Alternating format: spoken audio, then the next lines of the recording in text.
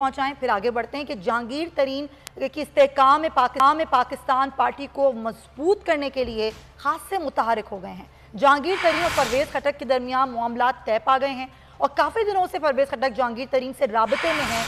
परवेज खटक अपने हम ख्याल साथियों के हमरा जहांगीर तरीन की पार्टी इस्तेहकाम पाकिस्तान में अब शमूलियत इख्तियार करें। कल हमने देखा था कि जहांगीर तरीन ने एक न्यूज़ कॉन्फ्रेंस करते हुए अपने पार्टी का न सिर्फ ऐलान किया था बल्कि वो तमाम लोग जो उनकी पार्टी में शामिल हुए हैं उसका ये बताया था। तजम्मुल बुखारी से बात करते हैं। जी तजम्मुल, आगाह कीजिएगा। तो परवेज खटक के हवाले से था कि अपनी पार्टी लाएंगे, लेकिन अब वो इस्तेहकाम पाकिस्तान में शामिल हो रहे हैं।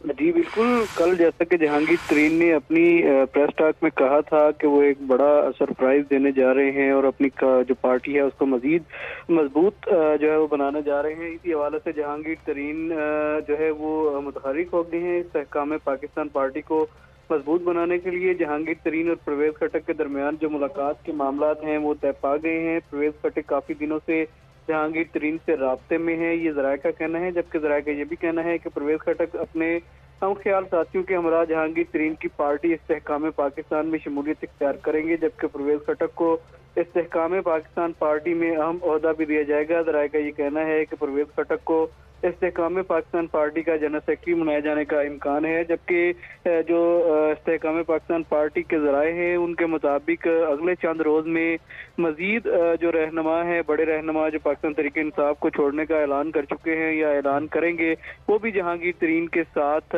अपनी मुलाकात करेंगे और इस पार्टी में शमूलियत का जो ऐलान है वो करेंगे। जी ठीक है, बहुत शुक्रिया तजम्मुल बुखारी हमें आगाह करने के लिए।